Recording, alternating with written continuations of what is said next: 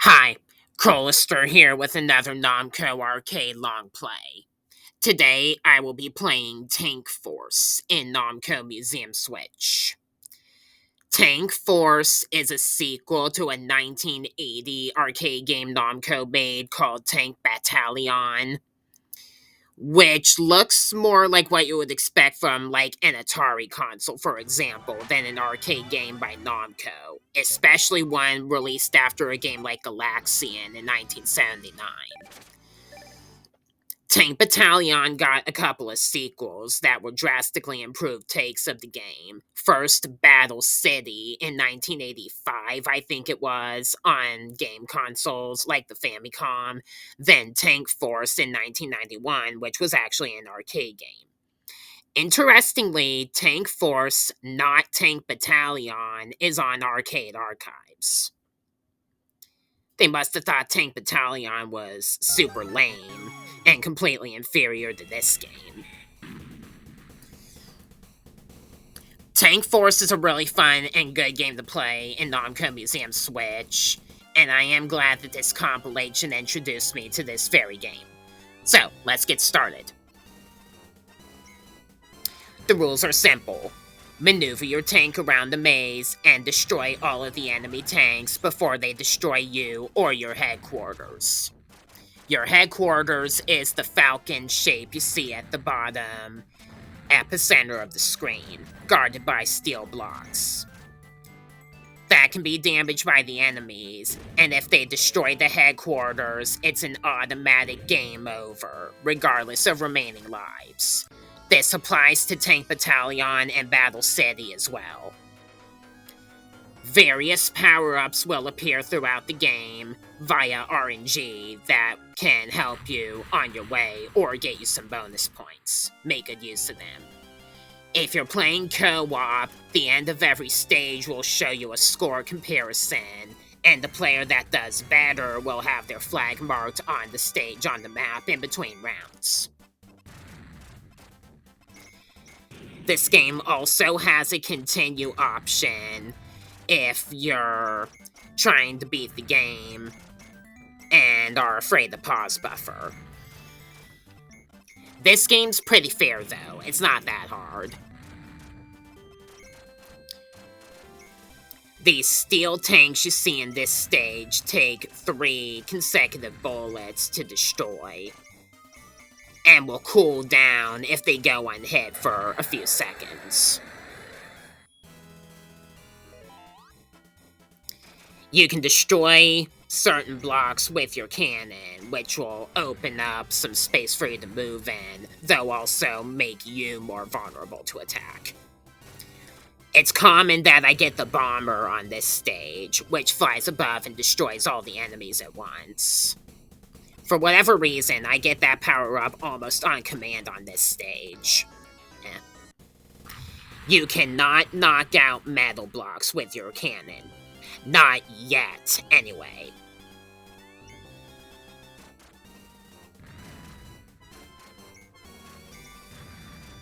Look at that, another bomber. Why so early?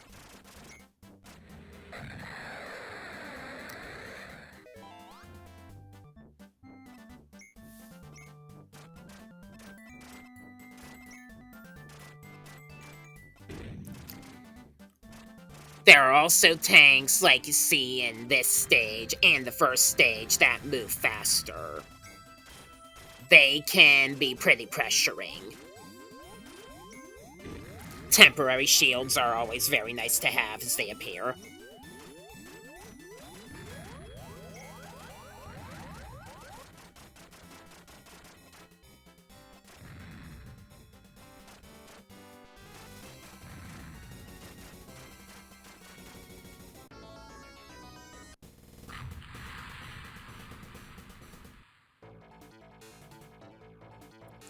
Every 4th stage is a boss.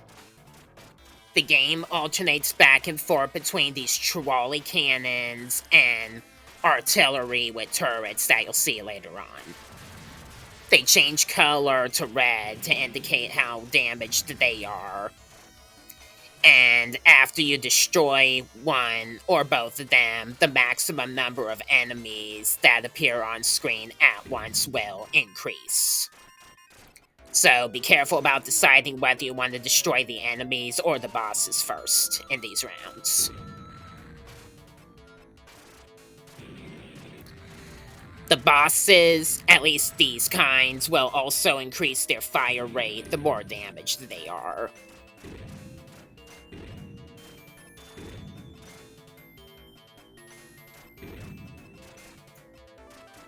Some of the bosses in this game do that anyway.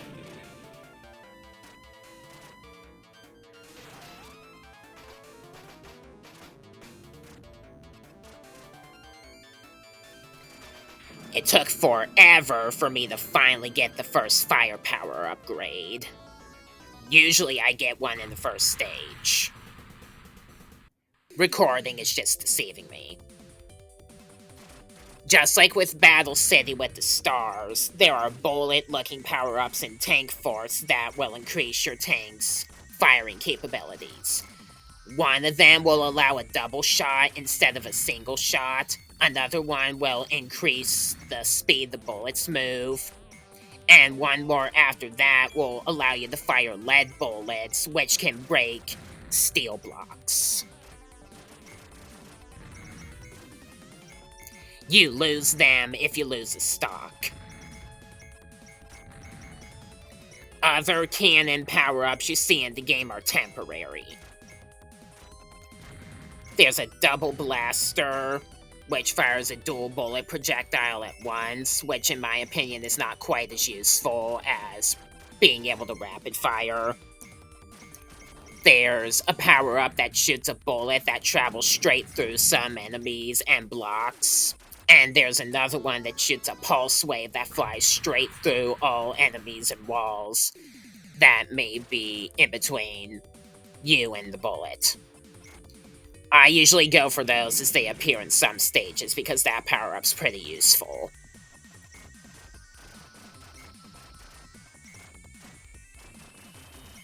The remaining enemies are indicated in the upper right corner of the screen, with the tank symbols that'll decrease as fewer enemies remain.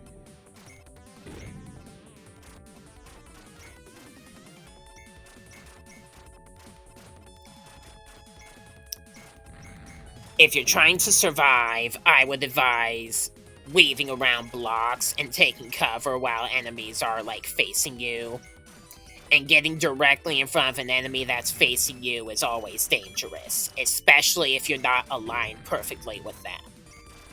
Just remember that you can cancel their bullets with your bullets.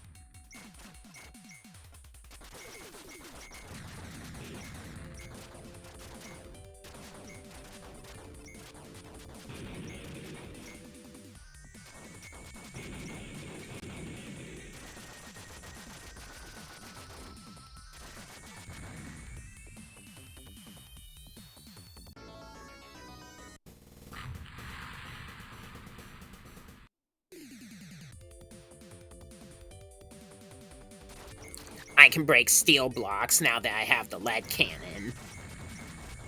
The small power-up is also pretty useful. In addition to shrinking your tank, it also significantly increases its speed.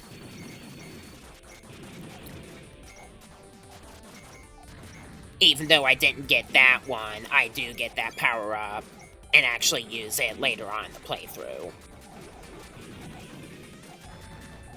Of course, the power-up is temporary.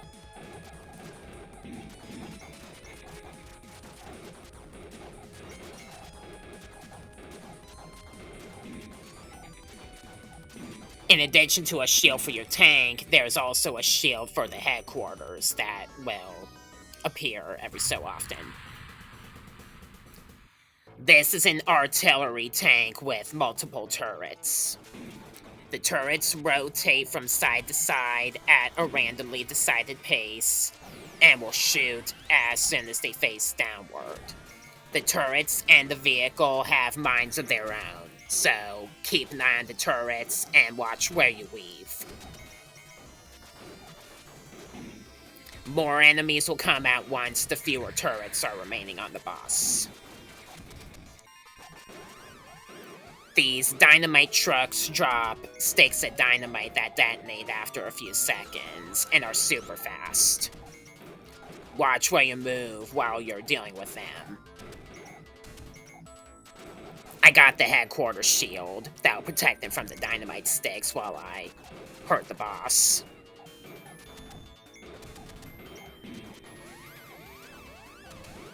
While it lasts, anyway.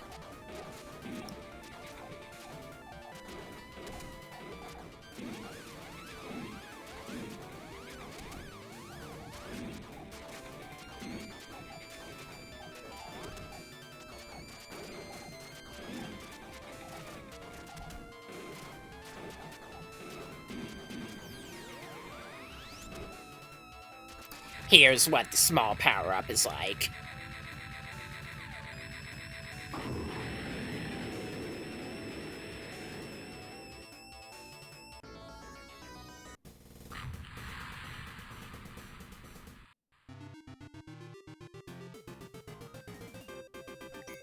You can see that makes you significantly faster.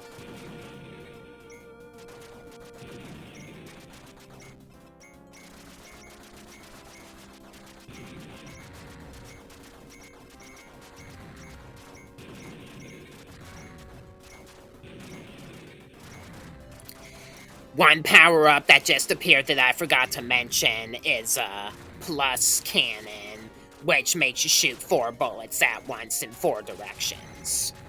In my opinion, it's not that useful. I much prefer having some kind of rapid fire.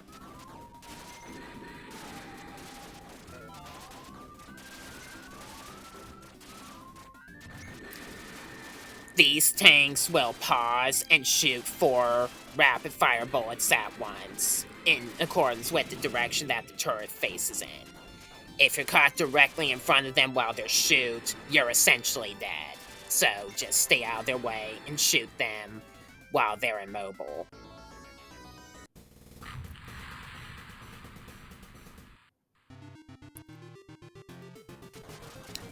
This stage has an Easter egg that I forgot to reveal in this playthrough. Underneath the steel blocks, I think in the middle, is the Namco logo, if you shoot those away with the lead cannon. These bigger tanks take a few hits to destroy.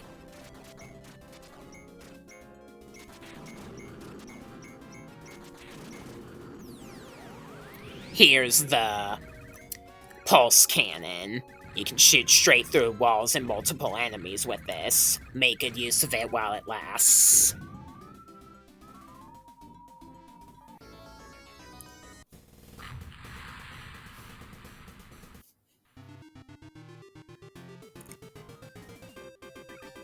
The pulse cannon cannot fly through the fuel cells that are in this stage, though. The gas tanks will heat up and then explode if you shoot them, and enemies caught in their blast radius will be destroyed. You can take advantage of them in this stage if you wish.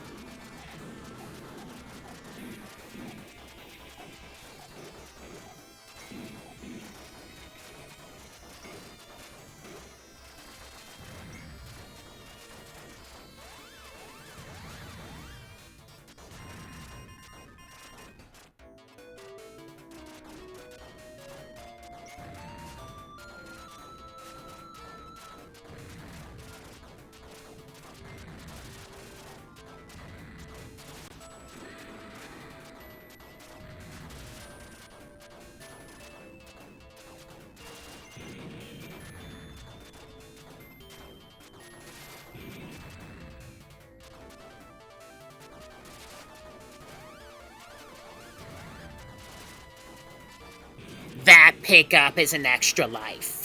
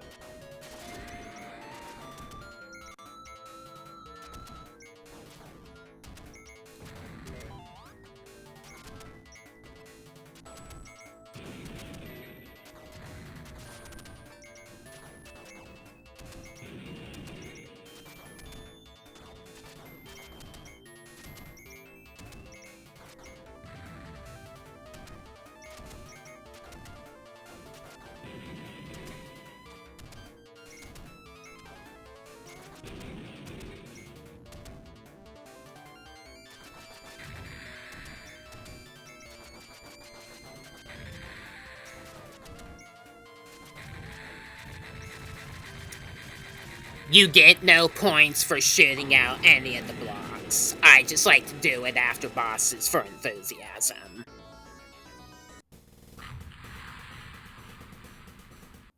Besides this stage, obviously resembling Pac-Man and a Pac-Dot, if you destroy some of the blocks that make up the Pac-Man body, there is a humanoid Pac-Man sprite hidden underneath it saying welcome, which I'll show you at the end of this stage.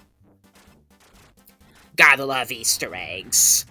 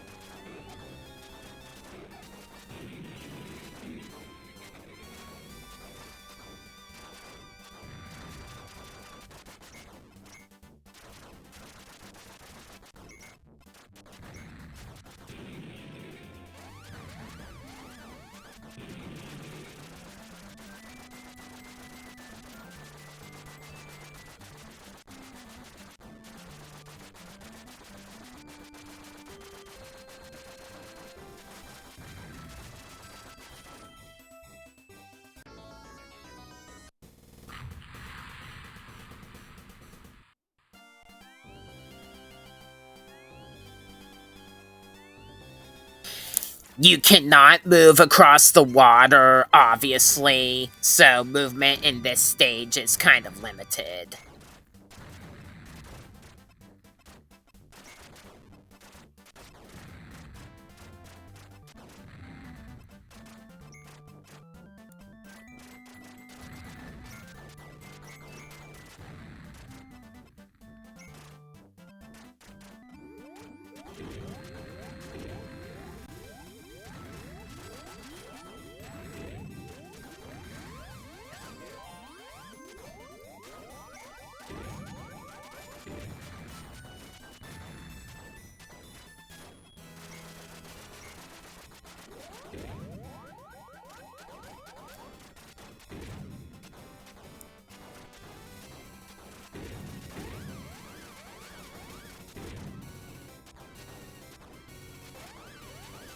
The stopwatch will momentarily stop all enemies in place.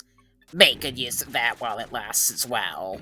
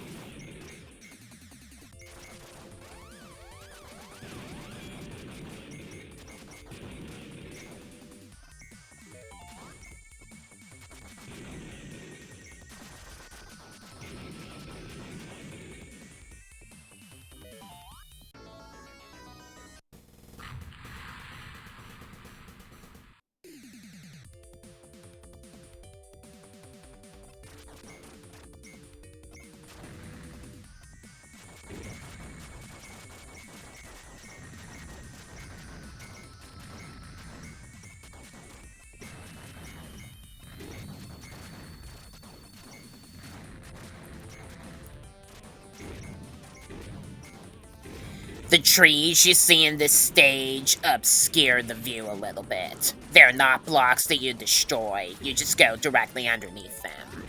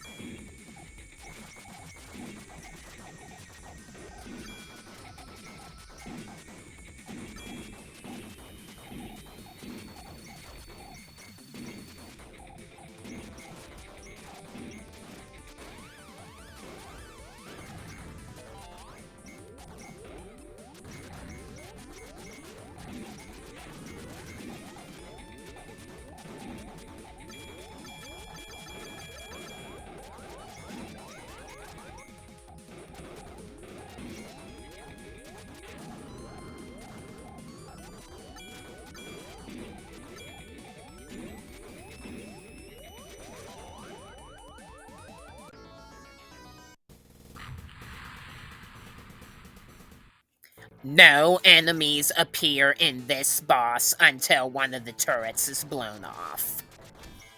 These turrets also shoot flares instead of a barrage of normal bullets.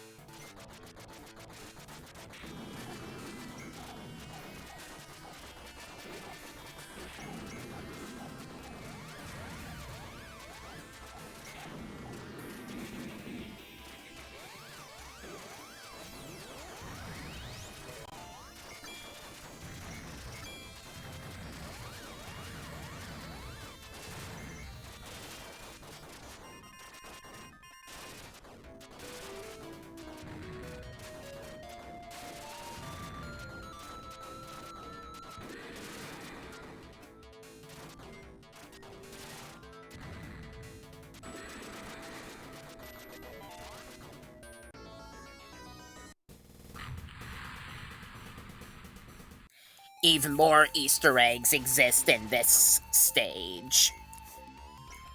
Besides the Namco logo being in the form of blocks, the steel blocks have Pac-Man and Dig Dug sprites.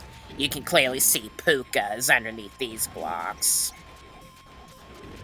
And the row of blocks above, which I'll destroy later on here, also have Pac-Man and Ghost sprites, and some of them have the Namco logo written underneath them.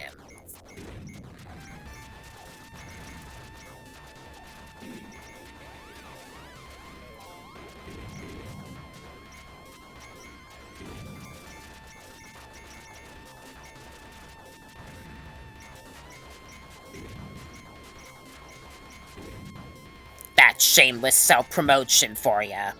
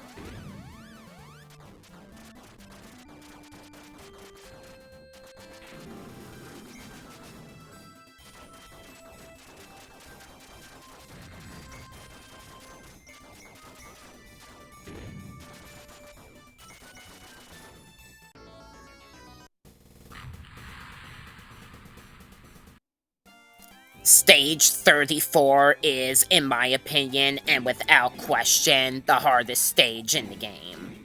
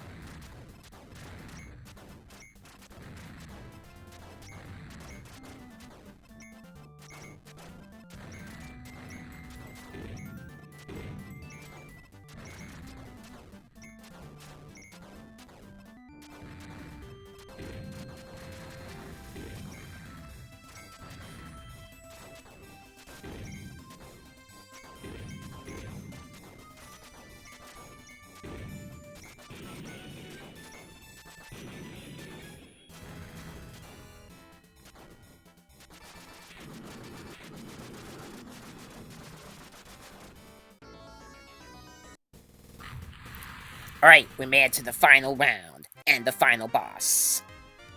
Besides saving at the start of the stage just to be safe, I beat this boss without saving at all during the fight.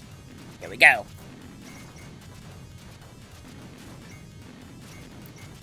If you weave along the blocks and know that the turrets increase their movement speed and firing rate the more damage they are, you can kind of memorize it and take this boss on a lot easier the more you get familiar with the game.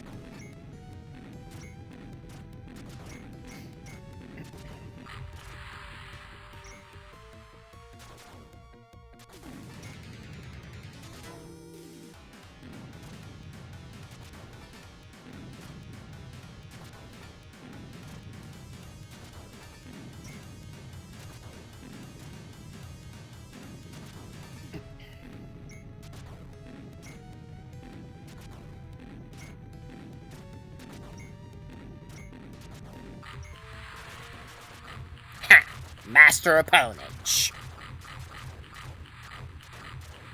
I even destroyed every single block in the arena. See?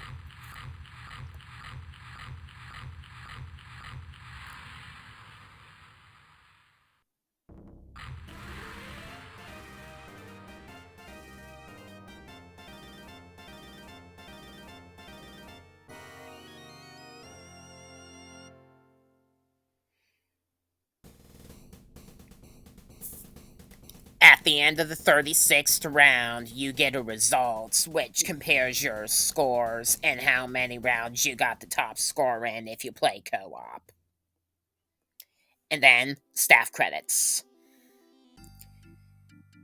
Tank Force is a great arcade title by Namco, in my opinion.